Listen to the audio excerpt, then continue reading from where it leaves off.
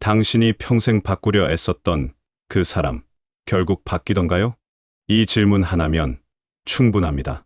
60년, 70년을 살아오시면서 여러분이 얼마나 많은 사람을 바꾸려 애쓰셨습니까? 고집 센 배우자를 이해시키려고, 안 듣는 자녀를 설득하려고, 답답한 형제를 깨우치려고 얼마나 많은 말을 하셨습니까? 밤마다 뒤척이며 왜 저렇게밖에 못할까 하고 속을 태우셨죠. 그런데 결과는 어떻습니까? 그들은 바뀌었습니까? 아닙니다. 대부분 그대로입니다. 오히려 바뀐 건 여러분입니다. 지치고, 상처받고, 화가 쌓이고, 관계는 더 멀어졌습니다. 이것이 우리가 평생 겪어온 고통의 정체입니다. 저는 오늘 여러분께 19세기 독일 철학자 쇼펜하우어가 남긴 가장 날카로운 통찰을 전하려 합니다. 그는 이렇게 말했습니다. 타인의 어리석음을 견디는 능력이야말로 진정한 지혜다. 이 한 문장 안에 우리가 평온하게 나이 들 수 있는 비밀이 모두 담겨 있습니다. 지금부터 제가 여러분께 들려드릴 이야기는 단순한 철학 강의가 아닙니다. 이것은 우리가 인생 후반기에 반드시 배워야 할 생존의 기술이자 마음의 평화를 지키는 유일한 방법입니다. 나이가 들수록 이상한 일이 생깁니다. 젊었을 때는 그냥 넘어갔던 일들이 이제는 도저히 참을 수 없게 됩니다. 20대, 30대 때는 그럴 수도 있지 하고 웃어넘겼던 일들이 60대가 되니 이해가 안 됩니다. 같은 실수를 반복하는 사람을 보면 답답해서 미칠 것 같고, 뻔한 결과가 보이는데도 자기 고집대로 하는 사람을 보면 속에서 불이 납니다. 왜 그럴까요? 이유는 간단합니다. 우리는 이미 그 결과를 다 봤기 때문입니다.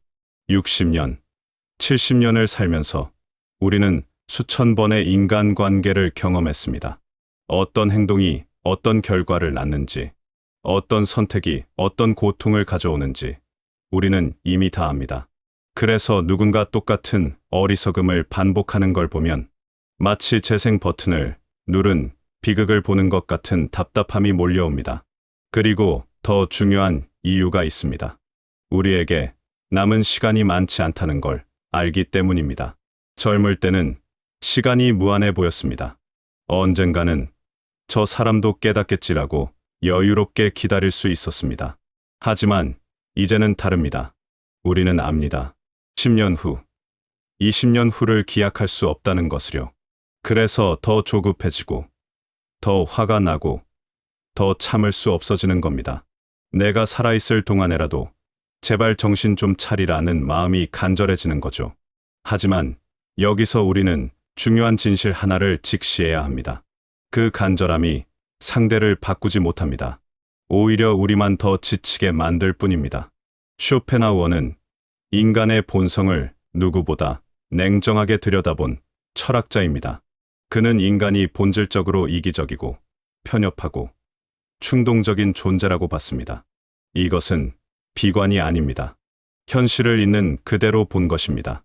여러분도 평생 살아오시면서 느끼셨을 겁니다. 사람들은 자기 이익에 눈이 멀고 자기 생각에 갇혀 있고 순간의 감정에 휘둘립니다. 그리고 이것은 나이, 학력, 지위와 상관없이 모든 인간에게 해당됩니다. 대학 교수도, 사업가도, 심지어 종교인도 마찬가지입니다. 왜냐하면 이것은 인간이라는 종의 특성이기 때문입니다. 쇼펜하우어는 이렇게 말했습니다. 인간의 어리석음은 개인의 문제가 아니라 본성의 문제다. 무슨 뜻일까요?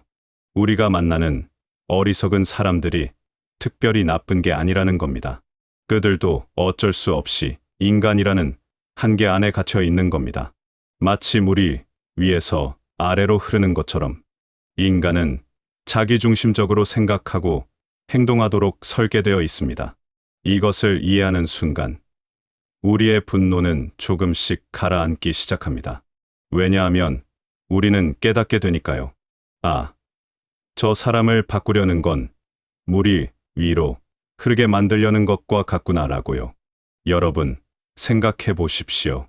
배우자와 40년, 50년을 살았는데 아직도 그 사람의 습관이 마음에 안 듭니까? 자녀가 이미 50대인데 아직도 그 사람의 선택이 못마땅합니까? 형제가 평생 그렇게 살아왔는데 이제 와서 바뀔 거라고 생각하십니까? 안 바뀝니다. 절대로 안 바뀝니다. 아니, 정확히 말하면 여러분이 원하는 방식으로는 바뀌지 않습니다. 사람은 자기 고통을 통해서만 배웁니다. 타인의 충고로는 바뀌지 않습니다. 아무리 옳은 말이라도, 아무리 간절한 조언이라도 본인이 뼈저리게 느끼지 않으면 소용없습니다. 그렇다면 우리는 어떻게 해야 할까요? 포기하라는 말일까요? 아닙니다. 쇼펜하우어가 말하는 건 포기가 아니라 수용입니다. 어리석음을 바꾸려 하지 말고 견디는 법을 배우라는 겁니다. 여기서 견딘다는 말은 이를 악물고 참는다는 뜻이 아닙니다. 그것은 또 다른 고통일 뿐입니다. 진짜 견딘다는 것은 담담히 바라본다는 뜻입니다. 기대를 내려놓고 판단을 멈추고 있는 그대로를 받아들이는 것입니다. 제가 아는 한 어르신이 계십니다. 70대 중반이신데 평생 큰아들 때문에 속을 태우셨습니다. 사업 실패, 이혼, 빚, 온갖 문제를 일으키는 아들이었습니다. 그 어르신은 밤마다 잠을 못 이루셨습니다. 내가 뭘 잘못했을까? 어떻게 하면 저 아이를 바로잡을 수 있을까? 수십 년을 그렇게 괴로워하셨습니다. 그런데 최근에 그 어르신을 만났을 때 표정이 달라져 있었습니다. 제가 물었습니다. 아드님, 상황이 좋아지셨습니까? 그 어르신이 웃으시며 말씀하셨습니다. 아니요, 여전해요. 그런데 내가 바뀌었어요. 이제는 안 힘들어요. 무슨 일이 있었던 걸까요? 그 어르신은 어느 날 깨달았다고 합니다. 아, 내가 50년을 바꾸려고 애썼는데 안 바뀌었구나. 그럼 앞으로 50년을 더 산다 해도 안 바뀔 거야. 그 순간 모든 게 내려놓아졌다고 합니다. 그리고 신기하게도 아들에 대한 마음이 편해졌다고 합니다. 미워하거나 원망하는 게 아니라 그냥 저 사람은 저렇게 사는 사람이구나 하고 받아들이게 됐다는 겁니다. 그랬더니 오히려 아들과의 관계가 나아졌다고 합니다. 더 이상 잔소리하지 않으니 아들도 편해졌고 가끔 찾아와서 밥 한 끼 같이 먹을 수 있게 됐다고요. 이것이 바로 쇼펜하우어가 말하는 지혜입니다. 바꾸려는 시도를 멈추는 순간 진짜 평화가 찾아옵니다. 여러분, 생각해 보십시오. 여러분이 평생 누군가를 바꾸려고 애쓴 그 에너지가 얼마나 큽니까? 그 에너지를 여러분 자신에게 쓸 수 있다면 어떻겠습니까? 그 사람 걱정하느라 못 읽은 책을 읽고, 못 만난 친구를 만나고, 못 가본 곳을 여행하고, 못 배운 것을 배울 수 있다면 어떻겠습니까? 그것이 훨씬 현명한 선택 아니겠습니까? 쇼펜하우어는 또 이렇게 말했습니다. 어리석음을 고치려는 시도 자체가 어리석음이다. 이 말이 처음에는 냉정하게 들릴 수 있습니다. 하지만 깊이 생각해보면 이것만큼 따뜻한 말이 없습니다. 왜냐하면 이 말은 우리에게 그만 괴로워해도 된다는 허락을 주기 때문입니다. 당신은 충분히 애썼습니다. 이제 그만 내려놓아도 됩니다. 라고 말해주는 겁니다. 여러분이 배우자 때문에 힘드십니까? 남편은 평생 그 성격대로 살아왔습니다. 고집세고, 자기 방식만 고집하고, 말이 안 통하는 그 모습 그대로요. 부인도 마찬가지입니다. 잔소리하고, 걱정하고, 통제하려는 그 습관 그대로 70년을 살아왔습니다. 이제 와서 바뀔까요? 안 바뀝니다. 그럼 우리는 어떻게 해야 할까요? 받아들이는 겁니다. 이 사람은 원래 이런 사람이구나. 나와 다른 사람이구나 라고요. 그리고 거리를 조절하는 겁니다. 모든 걸 함께할 필요는 없습니다. 각자의 공간이 필요합니다. 부부라고 해서 스문의 시간 붙어 있을 필요는 없습니다. 각자 좋아하는 일을 하고, 각자 만나고 싶은 사람을 만나고, 각자의 시간을 가지면 됩니다. 그것이 나이 들어서 함께 사는 지혜입니다. 자녀 때문에 마음 아프십니까? 50대, 60대가 된 자녀가 아직도 걱정되십니까? 그들의 선택이 못마땅하십니까? 여러분, 그들은 이제 어른입니다. 그들에게도 그들의 인생이 있습니다. 우리가 보기엔 어리석은 선택일지라도 그것은 그들의 선택입니다. 그들은 그 선택을 통해 배울 겁니다. 우리가 개입할수록 그들은 배우지 못합니다. 오히려 의존하게 되거나 반발하게 될 뿐입니다. 쇼펜하우어는 이렇게 말했습니다. 모든 인간은 자기 고통의 무게만큼만 성장한다. 자녀가 실패하는 것을 지켜보는 것은 고통스럽습니다. 하지만 그것이 그들이 성장하는 방식입니다. 우리가 할 수 있는 건 곁에 있어주는 것뿐입니다. 판단하지 않고, 간섭하지 않고, 그냥 필요할 때 손 내밀어 줄 수 있도록 곁에 있는 것입니다. 형제자매 때문에 스트레스 받으십니까? 70년을 함께 자란 형제인데 아직도 이해가 안 되십니까? 그럴 수 있습니다. 같은 부모 밑에서 자랐어도 사람은 다 다릅니다. 똑같은 환경에서도 전혀 다른 사람이 됩니다. 형제라고 해서 생각이 같을 필요는 없습니다. 가치관이 같을 필요도 없습니다. 오히려 나이가 들수록 그 차이는 더 벌어집니다. 왜냐하면 각자 다른 인생을 살아왔기 때문입니다. 그러니 형제라는 이유로 서로를 이해하려고 애쓰지 마십시오. 그냥 다른 사람이라고 생각하십시오. 혈연이라는 끈은 유지하되 기대는 내려놓으십시오. 그것이 서로에게 편한 방법입니다. 친구 관계는 어떻습니까? 오랜 친구가 이해할 수 없는 행동을 할 때가 있습니다. 몇십 년을 알고 지낸 사이인데 갑자기 낯설게 느껴질 때가 있습니다. 돈 문제로, 자녀 문제로, 사소한 일로 관계가 어색해질 때가 있습니다. 이럴 때 우리는 어떻게 해야 할까요? 억지로 관계를 유지하려고 애쓸 필요 없습니다. 쇼펜하우어는 말했습니다. 진정한 우정은 억지로 만들어지지 않는다. 편한 사람과 만나면 됩니다. 힘들게 만드는 사람과는 거리를 두면 됩니다. 나이가 들수록 인간관계는 양이 아니라 질입니다. 10명의 불편한 친구보다 1명의 편한 친구가 낫습니다. 여기서 중요한 질문 하나 드리겠습니다. 그렇다면 우리는 냉정하고 이기적으로 살아야 한다는 말일까요? 아닙니다. 쇼펜하우어가 말하는 것은 냉정함이 아니라 지혜로운 거리두기입니다. 우리는 여전히 사랑할 수 있습니다. 여전히 관심을 가질 수 있습니다. 하지만 그 사랑과 관심이 집착이 되어서는 안 됩니다. 상대를 바꾸려는 욕망이 되어서는 안 됩니다. 진짜 사랑은 있는 그대로를 받아들이는 겁니다. 진짜 관심은 상대의 선택을 존중하는 겁니다.